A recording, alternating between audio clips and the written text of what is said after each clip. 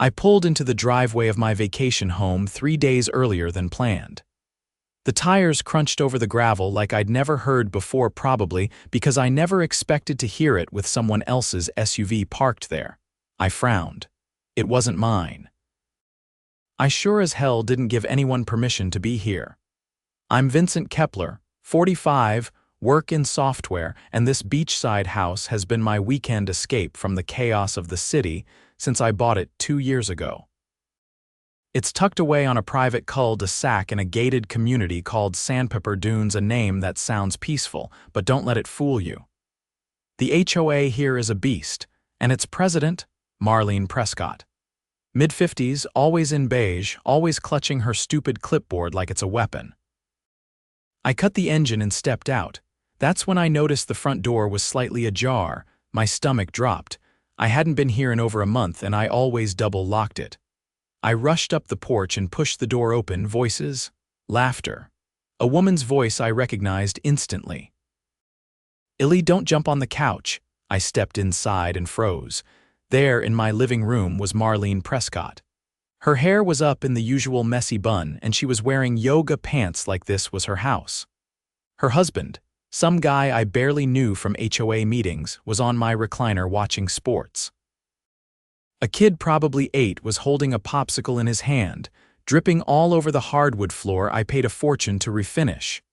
"What the hell is going on here?" I said, loud enough to jolt all their heads in my direction. Marlene jumped up like she'd been caught shoplifting. "Vincent, you weren't supposed to be back until Sunday. I didn't realize I needed your permission to come to my own damn house." She blinked. "Well, there was a misunderstanding. The HOA assumed the property was unoccupied, so you broke in." "No, the side door was unlocked." "No, it wasn't. I locked every door before I left. You have 5 seconds to explain why you're living in my house before I call the cops." Her husband stood up, arms crossed. "You don't need to overreact." That's when Marlene pulled her phone out and said the most ridiculous thing I've ever heard in my life. "I'm calling the police. You're making a scene and I don't feel safe." I laughed. "You're calling the cops on me? In my own house?" She nodded, already dialing. I didn't wait. I pulled my phone out too and hit record. "Go ahead," I said. "Let's get this on tape." "You trespassed, brought your family into my home, and now you're calling law enforcement." She hesitated. "Call them," I repeated. "Let's see how they feel about you using HOA authority to steal someone's property." She paused, finger hovering over the call button, eyes flicking to the hallway. That's when I noticed a stack of clothes at the base of the stairs. A suitcase. A toothbrush in the downstairs bathroom. They'd been living here. This wasn't just a visit. They'd moved in. Marlene lowered her phone slowly, as if just now realizing how deep she was in. Her eyes darted between me and the staircase, probably wondering what else I'd seen. Her husband shifted uneasily. The kid, oblivious, was busy licking popsicle residue off his palm. "You don't understand how this looks," she said carefully. "There's more to it." "I understand exactly how it looks," I snapped. "You moved into my house without permission, without a lease, without so much as a conversation." "I didn't think you were coming back this month," she said, voice trembling now. "You said at the last HOA meeting you were overseas for work. That doesn't make this your property." She opened her mouth, closed it, then gestured toward the kitchen. "Let's talk there," she said, lowering her voice. "Illy, go upstairs." "No," I said. "If we're talking, we're doing it right here, and I'm recording every word." She hesitated, then gave a tight nod. "I was told by someone on the board that the property had been unclaimed," she said. "Unclaimed?" I said. "You think I abandoned a fully furnished, mortgage-paid home because I wasn't by every weekend?" "There was a miscommunication," she said quickly. "I didn't break in. I used the HOA universal access key for emergencies." That stopped me cold. "There's a universal key," she blinked, realizing her mistake too late. "You used that to enter my locked property. It's standard in communities like this," she said too fast. "For wellness checks, gas leaks, things like that." "You're not a fire marshal," I said. "You're not a health official. You're a neighborhood volunteer." Her husband stepped forward. Look, man, we didn't mean any harm. We just needed somewhere temporary while our roof was being redone. It was supposed to be for a week. I turned to him. So you thought squatting in someone else's home was an acceptable solution? We didn't squat, Marlene said defensively. It's not like we were hiding. We kept the place spotless. We didn't touch your stuff. You have a child eating popsicles on my couch and your suitcase is next to my stairs. She fell silent. I took a breath, trying to steady the rage building behind my eyes. All right, I said. You have 10 minutes to get your things and leave. After that, I'm calling the police.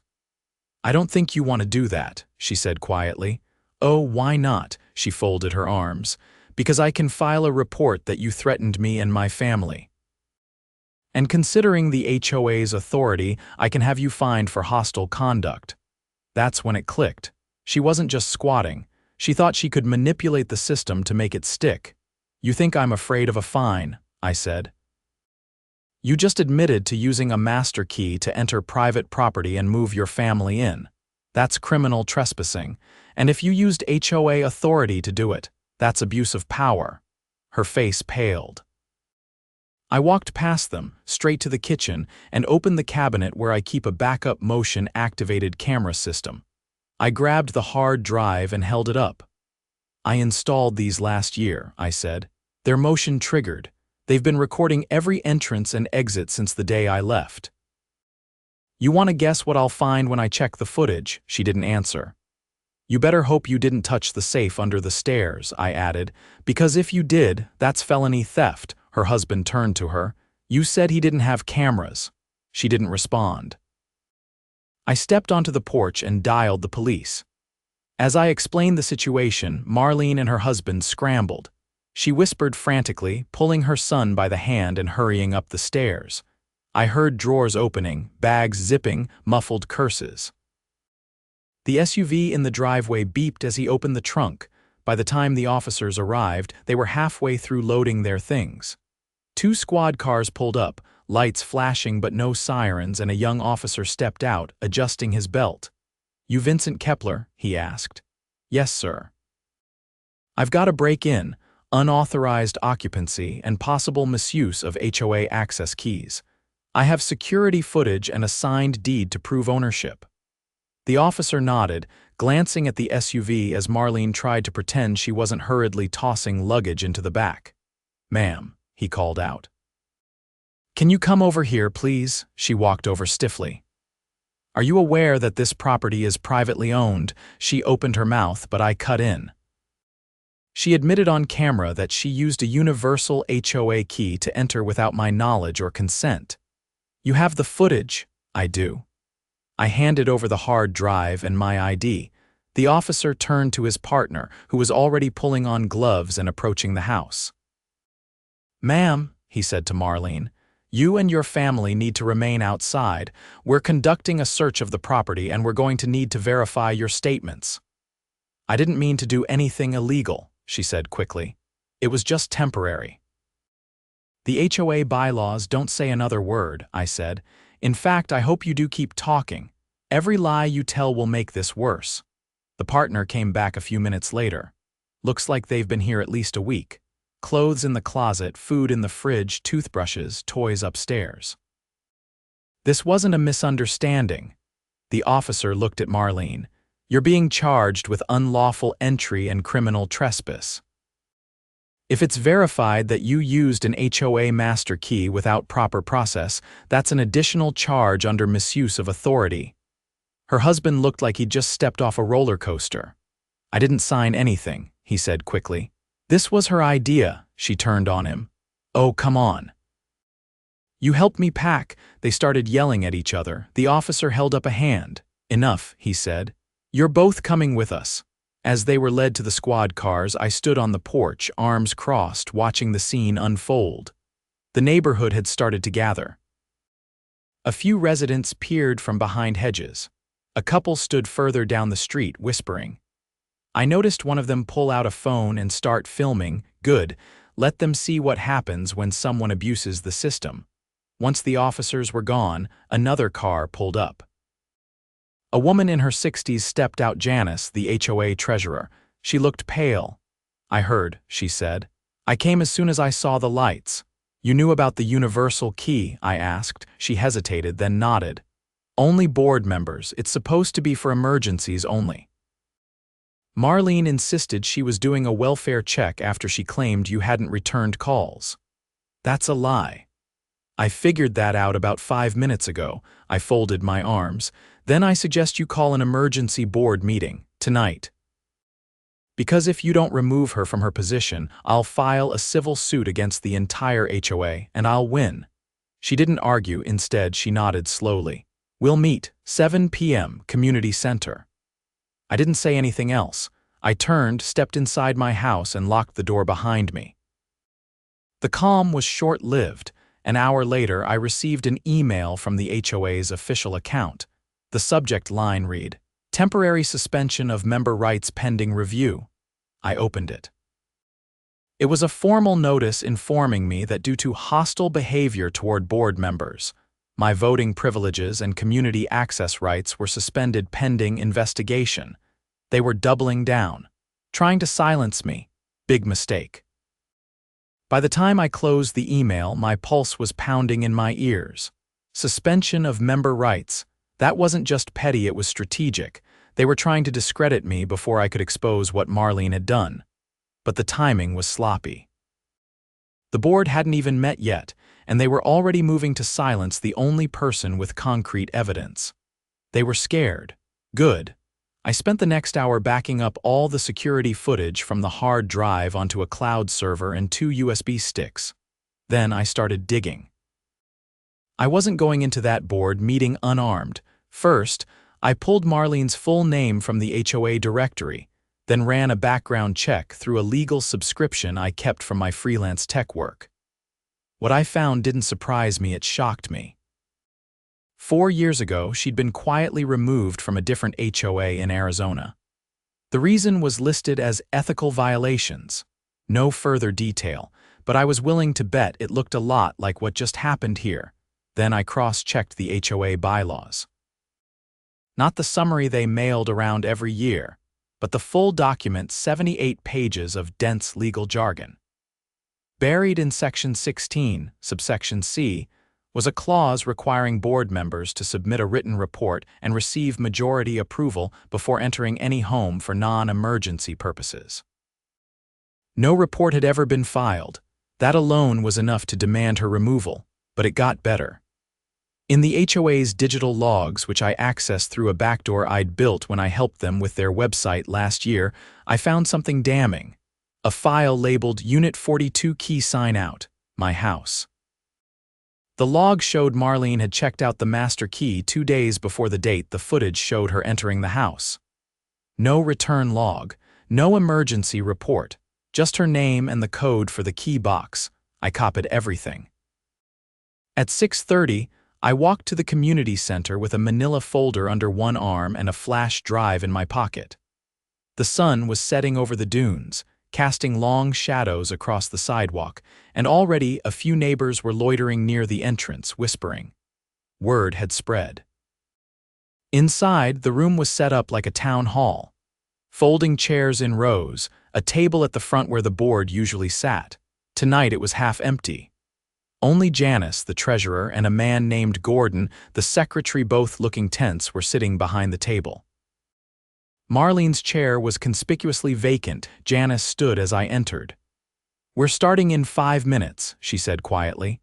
"Just so you know, the rest of the board, they're not siding with her." "Appreciate the heads up," I replied, then took a seat in the front row.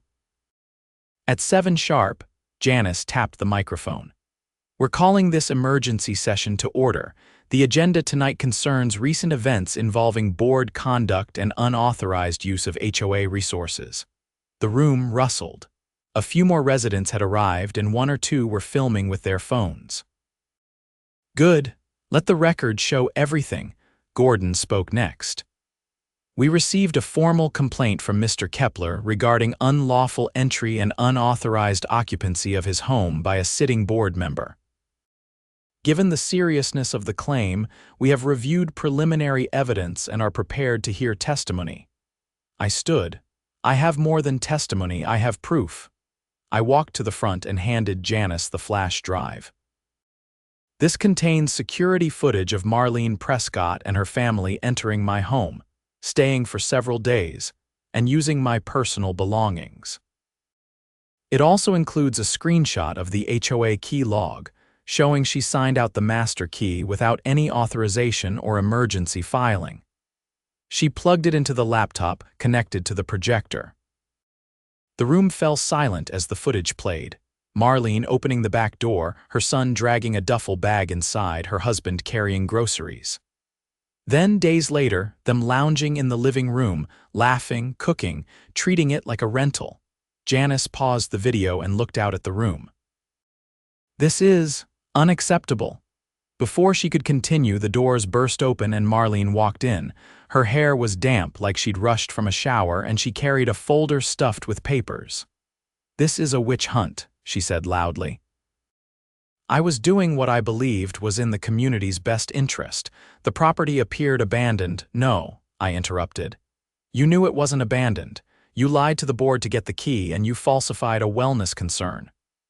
I had reason to believe the unit was unsecured, she snapped back. I was acting under implied authority. You weren't, said Gordon, flipping through a printed version of the bylaws. You failed to file any of the required documentation. You never requested a vote. You didn't even notify anyone.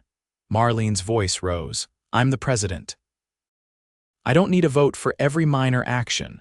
You do when it involves entering someone's private property, Janice said, her tone hardening. Marlene pointed at me. He's just trying to embarrass me. He's had it out for this board since last spring. That was enough. I pulled out the final piece, the printed background check. This isn't your first time doing something like this, I said, holding it up. You were removed from a similar position in Arizona. The report doesn't say why, but I'm sure if we dig, we'll find a familiar pattern. She opened her folder and threw a stack of papers onto the table. These are character references, neighbors who support me. People who know I've worked tirelessly for this community. Janice glanced at them but didn't move to pick them up. I also have a letter from our legal counsel, Marlene added. It states that the HOA has the right to temporarily suspend member rights during pending investigations. That letter was written this morning, said Gordon, pulling out his phone. By a lawyer you hired personally, not someone retained by the board. Marlene's face drained of color. Then came the best part. A man in a dark blazer stood up from the back of the room. My name is Detective Rowan, Sandpepper County PD. Mr. Kepler requested we review the footage and documentation prior to this meeting. Based on the evidence, we have opened a formal investigation against Mrs. Prescott for criminal trespassing, unlawful use of HOA assets, and falsifying records. Gasps rippled through the room. Marlene swayed slightly. You can't be serious. The footage alone is enough to proceed, he said. And as of this afternoon, the DA's office has agreed to pursue charges. You'll be receiving a court summons within the next 48 hours. She staggered back a step. This is insane. I've been president for 3 years. And you just lost that position, Janice said, standing. Effective immediately, the board is voting to remove Marlene Prescott from all HOA duties and placing her on permanent suspension pending legal proceedings. Marlene turned toward the crowd, eyes wide, looking for backup. She found none. Even the woman who'd filmed earlier now turned her phone toward Marlene's face, recording every second. You'll regret this, Marlene hissed. You all will. Get a good lawyer, I replied. You'll need one. Outside the community center, neighbors clustered in small groups, whispering. A few patted my shoulder. One man, a landscaper named Jorge who I'd hired once, pulled me aside. About time someone stood up to her, hermano. She's done, I said. He nodded. But the rest of them, they let her do it. You watch. He was right. Marlene might have been the worst of them, but the rest of the board enabled her. And I wasn't finished yet. Back home, I drafted a formal petition to audit all HOA expenditures from the past 3 years. If Marlene was bold enough to squat in someone's home, Who's to say she hadn't been skimming off the landscaping contracts or inflating maintenance costs? I would find out. And this time, the whole neighborhood would be watching. The next morning, I woke up to the sound of someone knocking, not pounding, just a steady, deliberate rhythm that told me whoever was outside wasn't going away. I threw on a hoodie and opened the door. Detective Rowan stood there, notepad in hand, wearing a more serious expression than the night before. Behind him was a woman I didn't recognize, mid-30s, sharp brown suit, hair tied back, a badge clipped to her belt. "Vincent," Rowan said. "This is Assistant District Attorney Lauren Chen. We need to speak with you for a few minutes." I stepped aside without a word. Inside, over black coffee and silence thick enough to feel, Lauren laid out the situation. "The footage you turned in was enough for us to secure a search warrant. We executed that late last night." She pulled out a manila folder and opened it on my kitchen counter. Inside were photos, documents, receipts, and a ledger with sloppy handwriting. One of the entries caught my eye: Community Beautification Fund $12,700. Right below it, Prescott Reimbursement $12,700. "That fund doesn't exist," Lauren said. "Not legally. We cross-referenced the HOA's bank records with vendor invoices. A lot of the payments were fake, shell accounts. Some traced back to businesses registered under her cousin's name in Arizona." Rowan leaned forward. "We're looking at wire fraud, misappropriation of community funds, and falsifying records. That's in addition to the criminal trespassing and unlawful occupancy charges." I stared at the photos. "She was stealing from the neighborhood." "She's been doing it for at least 9 months, Lauren said. "Probably longer. She got sloppy when she got comfortable. The house, your house, was just the final push. She thought she could take whatever she wanted." Rowan added, "We're also investigating whether anyone else on the board was complicit. The treasurer's signature appears on at least 3 of the altered documents." "Janice?" I asked. Lauren didn't answer immediately. "We're not naming suspects yet, but we are issuing subpoenas for the full board's financial correspondence." They stayed for another 20 minutes, answering my questions carefully, then left with a promise to update me as things progressed. I stood alone in my kitchen, the silence now feeling entirely different. The house wasn't just mine again, it was finally clean of their presence. But this wasn't over. Not by a long shot. By mid-afternoon, the petitions I'd drafted to audit HOA finances had gained traction. I set up a table near the community park, right under the gazebo that Marlene had once insisted needed a beautification tax to repaint, which now, I realized, had probably ended up in one of those shell accounts. Neighbors trickled by. Some hesitated, others signed without even reading. One woman, elderly and soft-spoken, handed me a folder. "I kept copies of every HOA notice for the last 3 years," she said. "Some of them never made sense, fees that didn't match, charges for services I never saw performed. I didn't know what to do with them until now." I flipped through the papers. She hadn't just collected them, she'd highlighted discrepancies, noted dates, even stapled her canceled checks to the letters. "You might have just saved this entire neighborhood," I said. She gave a modest shrug. "I just don't like being lied to." That night, I attended the rescheduled board meeting not as an observer but as a petitioner. The room was packed. Folding chairs lined the walls. People stood near the door, clutching clipboards and whispering. The projector screen displayed the HOA's logo, but the usual smug order was gone. Janice sat stiffly at the center of the table, flanked by Gordon and 2 others. Her eyes avoided mine. I walked to the front when my name was called. "My petition has more than 2/3 of the required signatures," I said. "I'm formally motioning for a full independent audit of the HOA's financial records, vendor contracts, and board member communications for the last 5 years." Janice tried to interject.